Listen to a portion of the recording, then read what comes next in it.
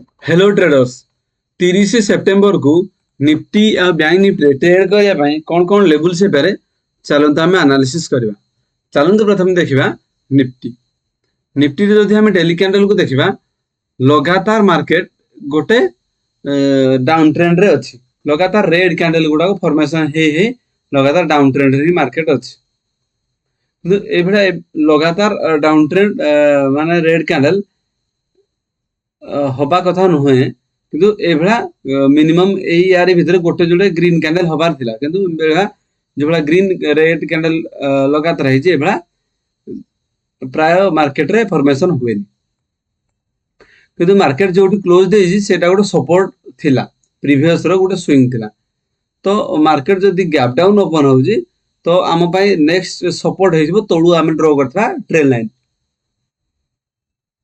जदि market gap down open हो ताले ट्रेंड लाइन को मार्केट सपोर्ट नहीं मार्केट पुणी ऊपर को जीवार बहुत बहुत पॉसिबिलिटी रहिबो।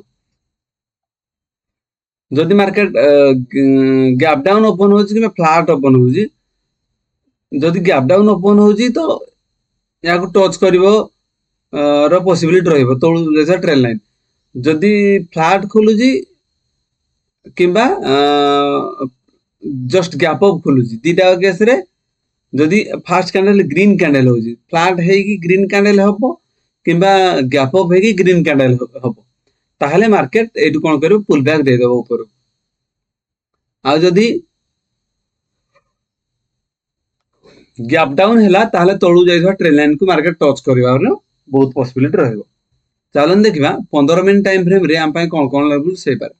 जदि हम 15 मिनट टाइम फ्रेम रे देखिबा मार्केट कोन करछि जोडी हमर क्लोज देछि सेठी प्रीवियसली हमर सपोर्ट लेवल भी थिला।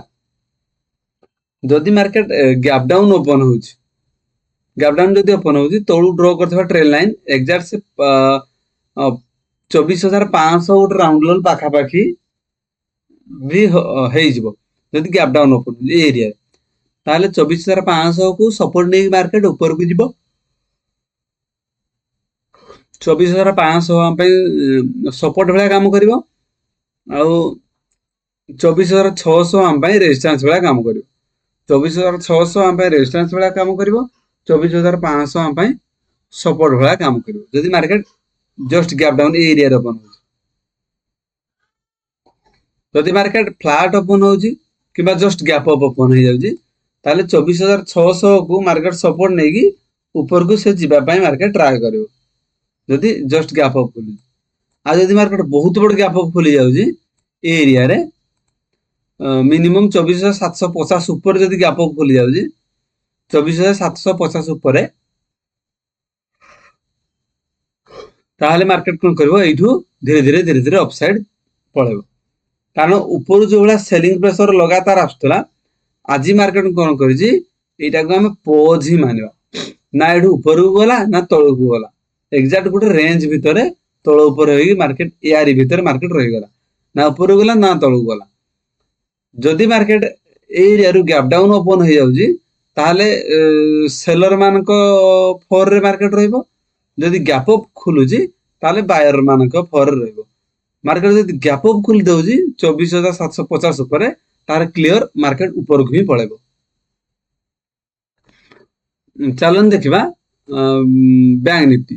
बैंक निफ्टी रो जदि हमें डेली कैंडल को देखिबा मार्केट कोन करजी एग्जैक्ट सपोर्ट एरिया रे गुटे doji green candle hazy. Doji green candle hazy किंतु हमरो निफ्टी रे भी सपोर्ट एरिया रे मार्केट क्लोज देजी।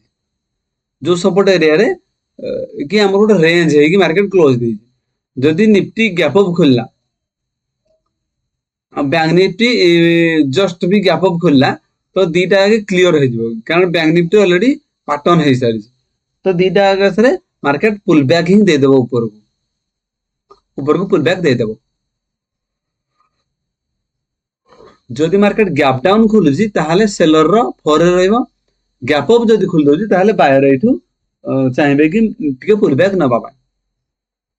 चलन देखिबा 15 मिनट टाइम फ्रेम रे हम पय कोन कोन लेवल से पार। जदि हम 15 मिनट टाइम फ्रेम में देखिबा मार्केट कोन करजी ऊपर सेलिंग प्रेशर लगातार एमती प्राइस एक्शन करी धीरे धीरे आसिला किंतु एरिया रे मार्केट बाइंग हेगी जस्ट गैप अप खोलिकी बाइंग हेकी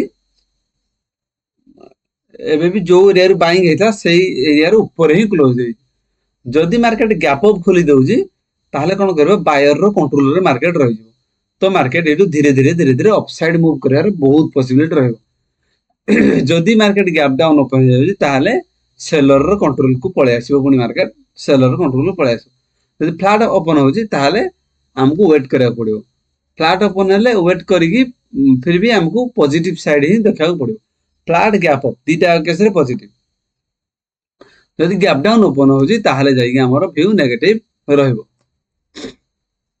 एही भली निफ्टी आ बैंक निफ्टी ट्रेडिंग लेवल्स पे वीडियो को लाइक एवं चैनल को सब्सक्राइब करंतु थैंक यू।